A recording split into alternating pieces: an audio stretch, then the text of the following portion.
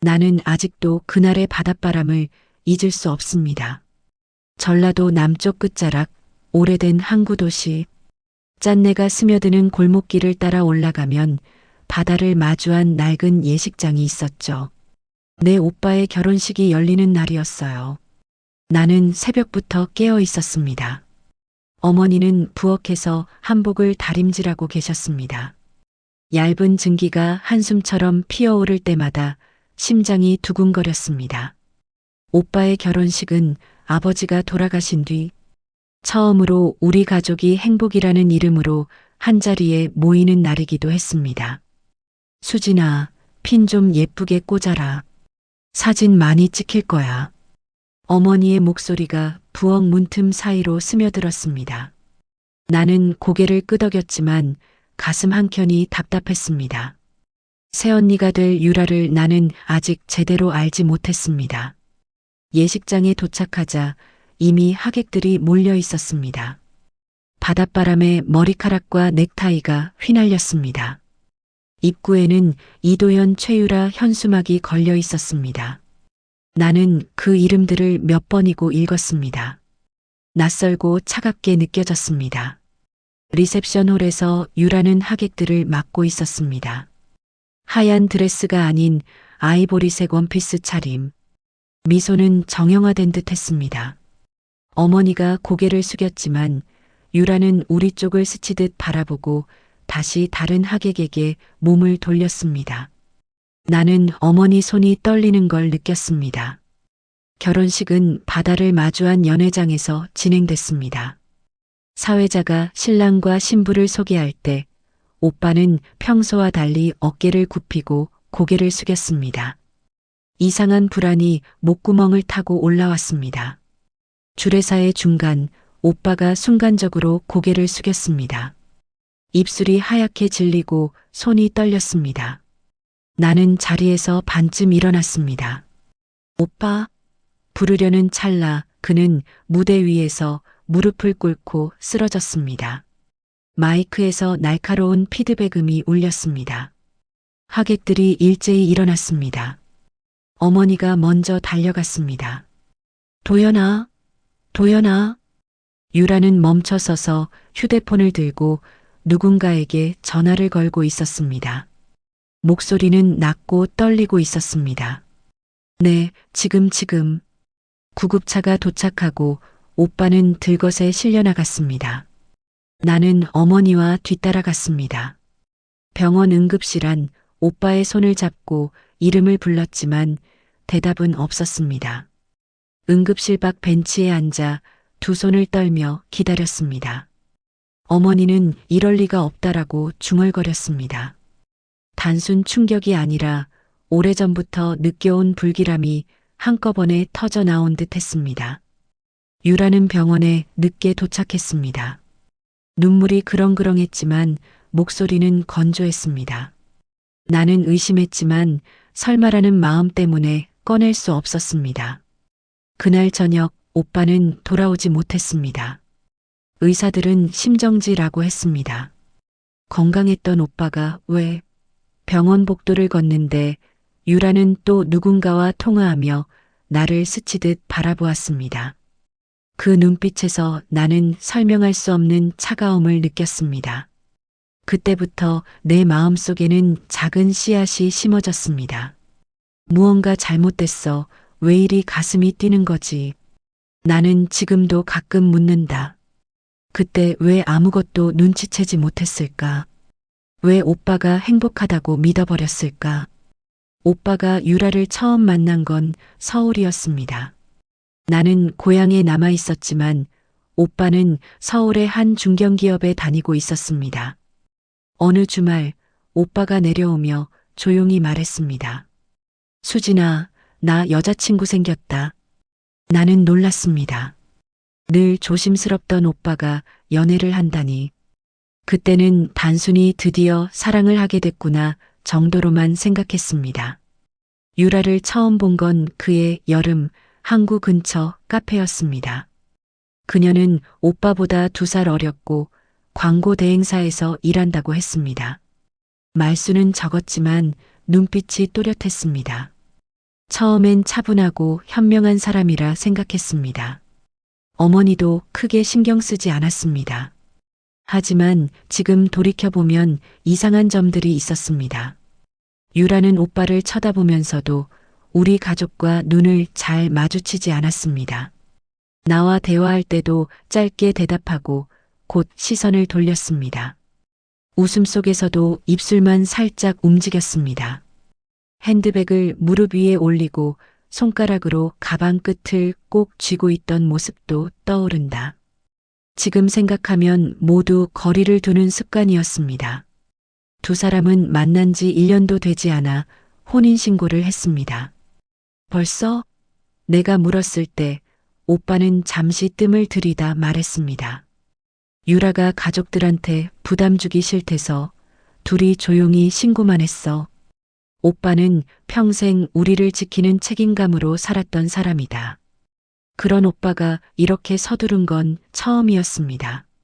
하지만 나는 사랑에 빠진 사람이니 그러겠거니 하고 넘겼습니다. 그 뒤 오빠는 이상할 정도로 바빴습니다. 결혼 준비와 서류, 보험, 집 마련 등으로 고향에도 잘 내려오지 못했습니다. SNS 사진 속 오빠는 웃고 있었지만 눈빛이 조금씩 달라져 있었습니다. 피곤해 보였고 멀리 생각하는 듯 했습니다. 전화 통화에서도 오빠는 피곤한 목소리만 반복했습니다. 오빠, 유라 씨는 어때? 좋아. 잘해줘. 근데 왜 그렇게 피곤해 보여? 그냥 회사 일이 많아. 걱정하지 마. 몇 달간 이런 대화가 이어졌습니다. 불안을 느꼈지만 어머니는 도연이가 알아서 하겠지. 이제 가정에 간섭하지 말자고만 하셨습니다. 결혼식 날짜가 정해졌을 때도 이상한 점이 있었습니다. 유라는 식장을 직접 예약하고 일정도 정했습니다. 왜 바닷가 근처야? 내가 물었지만 오빠는 유라가 거기 좋대라고만 했습니다. 오빠는 어린 시절 파도에 휩쓸릴 뻔한 기억 때문에 바닷가를 피했던 사람이었습니다. 그런데 왜 이번 결혼식은? 나는 신부가 원하는 대로겠지 하고 넘겼습니다. 결혼 준비 과정에서 유라는 우리 가족과 거의 연락하지 않았어요. 오빠가 대부분 대신 소통했습니다. 나는 두 사람 사이에 보이지 않는 힘의 불균형을 느꼈지만 증거는 없었습니다. 결혼식 일주일 전 오빠에게 전화를 걸었습니다. 오빠, 힘든 일 있으면 나한테 말해. 그때 오빠는 잠시 침묵하다 낮게 말했습니다. 수진아, 그냥 내가 엄마 잘 챙겨드려. 마치 마지막 부탁처럼 들렸습니다. 결혼식 날 나는 그저 행복한 오빠를 보고 싶었습니다. 하지만 마음 한구석엔 이상한 징조가 피어올랐어요. 잠들기 전 유라의 눈빛과 오빠의 피곤한 목소리, 어머니의 한숨이 뒤엉켰습니다. 결혼식 전날 밤 나는 바닷가를 걸었습니다. 거센 바람과 파도 소리에 마음이 불안했습니다. 발밑 모래 속에서 작은 조개 껍데기를 주웠다. 그 조개가 내 기억 속 징조가 될 줄은 몰랐습니다. 그리고 그날 모든 일이 벌어졌습니다. 나는 지금도 묻는다. 그때 더 물었더라면, 더 깊이 캐물었더라면 오빠는 살아있었을까? 유라는 어떤 표정을 지었을까? 이 질문들은 아직도 내 머릿속을 떠나지 않습니다. 그리고 나는 이제 그 답을 찾아 나서야 한다는 것을 안다. 장례식장 안은 이상할 만큼 밝았습니다. 그날따라 비가 오지 않았습니다. 하늘은 구름 한 점 없고 햇살이 유리창을 통해 들어와 빈소를 비추고 있었습니다. 나는 그것이 더 잔인하게 느껴졌습니다. 오빠가 이 세상에 없다는 사실이 믿기지 않는데 세상은 이렇게 평온하다는 것이. 오빠의 영정 사진 앞에 향을 피우며 나는 계속 속으로 중얼거렸습니다. 왜? 사진 속 오빠는 환하게 웃고 있었습니다. 결혼식 청첩장에 쓰려던 사진이었습니다. 나는 손끝으로 영정 사진의 모서리를 살짝 쓸었습니다. 사진 속 오빠의 눈빛이 나를 바라보는 것 같았습니다. 수진아, 나 여기 있어. 그렇게 말하는 것 같았습니다. 어머니는 그날 새벽부터 빈소를 지키셨습니다. 눈이 퉁퉁 부어 있었고 목소리는 이미 잠겨 있었습니다. 손님들이 오면 어머니는 고개를 숙여 인사하셨지만 표정은 돌처럼 굳어 있었습니다. 나 역시 인사를 하면서도 거의 아무것도 들리지 않았습니다. 발밑에 카펫이 푹신했지만 내 몸은 얼음 위에 서 있는 것 같았습니다. 유라는 처음부터 끝까지 검은 정장을 입고 있었습니다. 그녀는 영정 앞에서 울었지만 눈물이 얼굴을 타고 흐르지 않았습니다. 눈시울만 붉었다. 그녀는 계속해서 정신이 없다는 듯 핸드폰을 붙잡고 있었습니다. 누군가 전화를 걸어오면 조용히 복도로 나가 속삭였습니다. 나는 그 모습을 몇 번이나 봤다. 무슨 전화를 저렇게 많이 하지 마음속에서 의심이 커졌습니다. 그리고 오후 이상한 일이 벌어졌습니다. 유라가 자신의 SNS에 계좌번호를 올린 것이었습니다. 조의금을 이 계좌로 보내주시면 감사하겠습니다. 나는 그 글을 보고 눈을 의심했습니다. 아직 오빠의 시신이 장례식장 안에 있는데 계좌번호라니? 게다가 계좌번호는 유라 개인 명의였습니다. 순식간에 하객들 사이에 그 소문이 퍼졌습니다. 저기 신부 쪽에서 계좌 올렸대. 어머, 아직 장례식 중인데? 사람들의 수군거림이 빈소를 가득 메웠습니다. 나는 휴대폰을 꺼내 그 글을 직접 확인했습니다. 분명히 유라의 이름이 적혀 있었습니다. 최유라. 나는 분노가 치밀어 올랐습니다. 어떻게 이럴 수가 있어? 어머니도 그 글을 보셨습니다. 손에 들고 있던 향이 떨어져 바닥에서 부러졌습니다. 이게 뭐야, 이게 뭐냐고 어머니의 목소리가 떨렸습니다. 나는 어머니를 부축했지만 내 심장도 터질 듯 뛰고 있었습니다. 그때 유라가 복도에서 돌아왔습니다. 그녀는 평온한 얼굴로 우리를 바라봤습니다. 어머니, 수진 씨 이게 더 편할 것 같아서. 나는 그 자리에서 폭발했습니다. 편해요? 이게 편하다고요? 오빠가 아직 저기 있는데 계좌부터 올려요? 내 목소리가 빈소에 울려 퍼졌습니다. 하객들이 모두 우리를 쳐다봤습니다. 유라는 잠시 표정이 굳더니 억지로 미소를 지었다. 그게 아니라 사람들이 물어봐서. 어머니가 그때 유라를 향해 처음으로 소리를 지르셨습니다. 너 지금 뭐 하는 거야? 도연이 죽은 지 얼마나 됐다고. 유라는 한 발짝 물러섰다. 어머니, 저도 힘들어요. 저도 지금 하지만 그 목소리는 차갑게 느껴졌습니다. 그날 밤 장례식장 한쪽에 앉아 있던 나는 휴대폰을 붙잡고 유라의 SNS를 다시 살펴봤습니다. 조의금이 계속 입금되고 있었습니다. 댓글에는 힘내세요. 조의금 보냈습니다. 같은 글이 줄지어 있었습니다.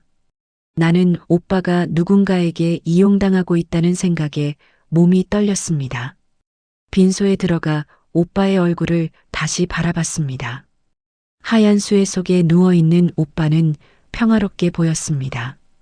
하지만 나는 속으로 울부짖었습니다. 오빠, 이게 뭐야? 무슨 일이야? 왜 나한테 아무 말 안 했어? 그 순간 복도에서 유라의 목소리가 들렸습니다. 네, 알았어요. 내일 서류 가져올게요. 그녀의 목소리가 낮지만 단호하게 들렸습니다. 나는 자리에서 벌떡 일어났습니다. 문틈 사이로 그녀가 통화하는 모습을 봤습니다. 그녀는 휴대폰을 쥔 손가락에 힘을 잔뜩 주고 있었습니다. 마치 누군가와 거래를 하는 사람처럼. 나는 그때 결심했습니다. 이제 내가 나서야 한다. 그날 밤 장례식장 숙소 침대에 누워 눈을 감았지만 잠이 오지 않았습니다. 파도 소리가 귀에 울렸다. 내 머릿속에 오빠의 웃는 얼굴과 유라의 차가운 눈빛이 번갈아 떠올랐습니다. 어둠 속에서 나는 속삭였습니다. 오빠, 걱정 마. 내가 끝까지 밝혀낼게. 어머니는 새벽까지 오빠 곁을 지키셨다. 그 모습이 내 마음을 더 아프게 했습니다. 어머니의 손끝은 하얗게 질려 있었고 입술은 피가 날 정도로 물려 있었습니다. 어머니는 아무 말도 하지 않았지만 그 침묵 속에서 나는 분노와 절망이 뒤섞인 거대한 파도를 느꼈습니다. 장례식 마지막 날 유라는 변호사와 함께 나타났습니다. 검은 옷을 입은 변호사는 조용히 서류 봉투를 꺼냈습니다. 유라는 어머니에게 말했습니다. 어머니, 이건 앞으로 필요한 서류예요. 보험금이랑 유산 처리 때문에 그 목소리는 더 이상 슬픔이 섞이지 않았습니다. 나는 그때 유라가 우리를 완전히 다른 눈으로 보고 있다는 걸 느꼈습니다. 나는 서류 봉투를 낚아채듯 받았습니다. 이게 뭐예요? 필요하니까 미리 준비하는 거예요. 유라는 담담하게 말했습니다. 나는 속으로 이제 시작이구나 생각했습니다. 오빠가 떠난 자리에서 무언가가 움직이고 있었습니다. 그리고 그 무언가를 막을 사람은 이제 나밖에 없었습니다. 장례식이 끝나자 나는 세상이 텅 빈 것처럼 느껴졌습니다. 빈소의 향 냄새가 아직도 내 코끝에 남아 있었습니다. 장례식장에서 돌아와 집문을 닫는 순간 숨이 턱 막혔습니다. 오빠의 방은 그대로였습니다. 책상 위에는 결혼식 청첩장과 신혼여행 계획표가 가지런히 놓여 있었습니다. 그 모든 것이 갑자기 멈춰버린 시간처럼 나를 바라보고 있었습니다. 나는 한 장 한 장 오빠의 서류와 일정을 살폈습니다. 수첩의 가장 마지막 페이지에 적힌 글자가 내 시선을 붙잡았습니다. 유라, 내일 다시 얘기하자. 확실히 해야 할 것 같다. 볼펜으로 눌러 쓴 흔적이 깊게 패여 있었습니다. 나는 심장이 덜컥 내려앉았다. 확실히 해야 할 것 그게 뭘까? 그날 밤 나는 유라의 SNS를 샅샅이 뒤졌습니다. 조의금 계좌로 입금된 금액이 수천만 원을 넘어가고 있었습니다. 댓글에는 힘내세요. 보냈습니다가 줄을 이었습니다. 하지만 유라의 계정 속 사진들을 살펴보다가 나는 한 장의 사진에서 멈췄다. 오빠와 유라가 다정하게 찍힌 사진. 그 뒤편 유라 옆에 낯선 남자의 그림자가 희미하게 비쳐 있었습니다. 얼굴은 보이지 않았지만 팔에 새겨진 독특한 문신이 눈에 들어왔습니다. 나는 그 문신을 확대해 보았다. 날카로운 삼각형 세 개가 겹쳐진 모양. 어디서 본 듯했습니다. 머릿속이 어지러질했다. 이거 어디서 그러다 문득 오빠의 통장 메모가 떠올랐습니다. 몇 달 전 오빠가 나에게 친구에게 돈을 빌려줬다고 했던 얘기. 그 친구가 문신을 하고 있었다고 했었다. 나는 다음 날 바로 경찰서를 찾아갔습니다. 담당 형사에게 사건의 의문점을 털어놓았습니다. 오빠가 스스로 목숨을 끊을 사람이 아니었어요. 결혼식 당일 너무 행복했어요. 그런데 갑자기 형사는 처음엔 차갑게 대했다. 유족분 심정은 이해하지만 아직 타살 정황은. 하지만 내가 유라의 계좌 문제와 SNS 사진, 문신 이야기를 꺼내자 그의 표정이 바뀌었습니다. 그 문신 저희도 주목하고 있습니다. 형사가 내밀어준 서류에는 최근 특정 사기 조직과 관련된 인물들의 사진이 있었습니다. 그중 한 명, 바로 그 문신을 한 남자가 있었습니다. 이름은 장태혁. 유라의 결혼식 준비업체에 연루되어 있던 사람이었습니다. 나는 소름이 돋았다. 유라 그 남자랑. 형사가 낮게 말했다. 아직 단정할 수 없지만 유라 씨가 이 사람과 자주 통화한 기록이 있습니다. 결혼 전날 밤도 당일 아침도. 그 순간 내 머릿속에서 조각들이 맞춰졌다. 오빠가 확실히 해야 할 것이라 적었던 메모. 유라의 계좌로 흘러간 거액의 돈, 그리고 그 문신 남자. 나는 몸이 떨렸습니다. 오빠가 뭘 알아버린 거야? 그래서 형사는 나에게 물었습니다. 부검 동의하실 건가요? 나는 잠시 숨을 멈췄다가 고개를 끄덕였습니다. 해주세요. 제발 진실을 밝혀주세요. 부검 결과가 나오기까지의 시간은 지옥이었습니다. 어머니는 부검 이야기를 듣자 처음엔 거세게 반대하셨습니다. 내 아들 몸에 더 이상 상처를. 나는 무릎을 꿇고 울었습니다. 엄마 안 하면 진실을 못 밝혀요. 오빠가 이렇게 된 이유를 우리가 알아야 해요. 어머니는 떨리는 손으로 내 머리를 쓰다듬으셨다. 수진아, 너도 힘들 텐데. 며칠 뒤 경찰에서 전화가 왔습니다. 수진 씨, 부검 결과가 나왔습니다. 바로 오시겠어요? 내 손이 덜덜 떨렸다. 그날따라 하늘은 잔혹할 만큼 파랬다. 경찰서 복도에서 기다리는 동안 심장이 귀 옆에서 뛰는 소리가 들릴 정도였다. 형사가 조용히 말했다. 사인은 심장마비가 아니라 특정 약물 중독입니다. 고해 투여 가능성이 높습니다. 내 입에서 짧은 비명이 흘러나왔습니다. 약물? 누가? 형사는 사진 한 장을 내밀었습니다. CCTV 캡처였다. 결혼식장 뒷문. 유라가 장태혁이라는 남자와 무언가를 건네받는 모습이 선명하게 찍혀 있었습니다. 나는 사진을 붙잡고 흔들었습니다. 이게 뭐예요? 형사의 목소리는 낮고 단호했습니다. 수진 씨, 유라 씨가 도연 씨를 죽였을 가능성이 있습니다. 하지만 증거가 아직 부족합니다. 결정적 증거가 필요해요. 그날 밤 나는 집에 돌아와 방에 불도 켜지 않은 채 앉아 있었습니다. 손에 쥔 사진이 땀에 젖었다. 오빠가 떠오를 때마다 오빠가 마지막으로 내게 웃어주던 모습이 떠올랐습니다. 그리고 유라의 싸늘한 눈빛이 겹쳐졌습니다. 나는 중얼거렸다. 오빠, 이제 내가 내 복수를 해줄게. 그 순간 내 휴대폰이 진동했다. 발신자 유라. 나는 놀라 손이 떨렸습니다. 전화를 받자 유라의 목소리가 낮게 울렸습니다. 수진 씨, 우리 얘기 좀 해요. 당신도 알고 있잖아요. 도연 오빠가 어떤 사람이었는지.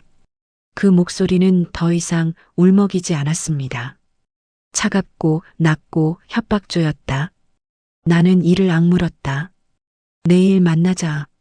전화를 끊고 난 뒤 내 안에서 두려움과 분노가 동시에 폭발했습니다. 이제 모든 것이 벼랑 끝으로 향하고 있었습니다. 밤새 잠을 이루지 못한 채 나는 유라와의 통화를 떠올렸습니다. 당신도 알고 있잖아요. 도연 오빠가 어떤 사람이었는지.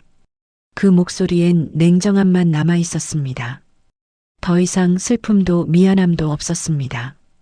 오히려 자신이 모든 걸 통제한다는 듯한 날 선 자신감. 새벽 나는 오빠의 방을 뒤졌습니다. USB 하나가 충전기에 꽂혀 있었습니다. 결혼 전날 mp3라는 파일. 숨을 죽이며 재생 버튼을 눌렀다. 유라, 나 정말 이거 계속해야 하는지. 도연 오빠, 이제 와서 뭐가 무서워요? 이미 계약 다 했잖아요. 계약? 그 사람들 진짜 위험한 사람들이야. 나 이제 그만하고 싶어. 그만두면 오빠 죽어. 알죠? 오빠는 낮게 말했습니다. 내가 다 폭로하겠어. 손이 떨렸다. 오빠가 뭘 폭로하려 했던 걸까? 유라가 말한 그 사람들, 장태혁. 결혼 전날 밤 오빠가 목숨을 걸고 내린 결심이었다. 곧바로 경찰서로 달려갔습니다. USB를 형사에게 건네며 말했습니다. 이거 들으세요. 오빠가 죽기 전날 유라랑 나눈 대화예요. 형사의 얼굴이 굳었다. 오늘 밤 그 자리에 저희도 있습니다. 절대 혼자 움직이지 마세요. 저녁 약속 장소인 바닷가 카페에 도착했습니다. 해질녘 바다는 핏빛처럼 붉게 물들어 있었습니다. 유라는 창가에 앉아 있었습니다. 검은 코트, 단정한 머리, 처음 보는 듯한 차가운 눈빛. 수진 씨, 왜 이렇게까지 하세요? 그냥 조용히 넘어가면 편할 텐데. USB를 테이블 위에 올렸습니다. 이거 들었어. 오빠가 죽기 전날 내가 뭐라고 했는지. 유라는 순간 굳었다가 미소를 지었습니다. 맥락이 있어요. 오빠가 먼저 나쁜 일에 끼어들었죠. 나는 피해자였어요. 분노를 참으며 말했습니다. 피해자라면 왜 오빠가 죽은 다음 날 그 남자와 계좌를 나눴어? 유라의 눈동자가 흔들렸습니다. 장태혁이 오빠를 죽인 거예요. 나는 시키는 대로 할 수밖에 없었어요. 손이 떨리며 경고했습니다.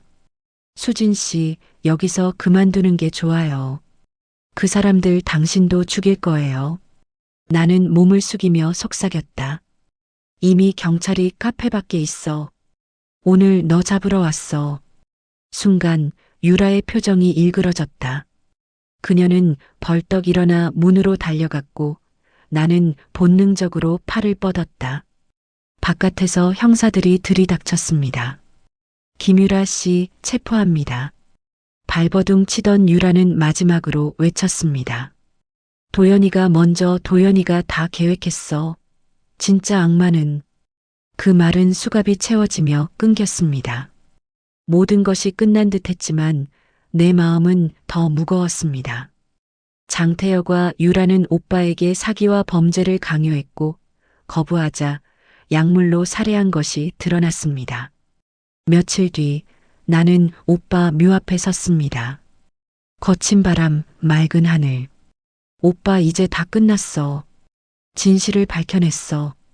하지만 미안해. 너무 늦어서. 눈물이 바람에 섞였습니다. 휴대폰에 형사로부터 문자가 왔습니다. 수진 씨, 협조 감사드립니다. 재판 준비 들어갑니다. 바다를 바라보며 속삭였습니다.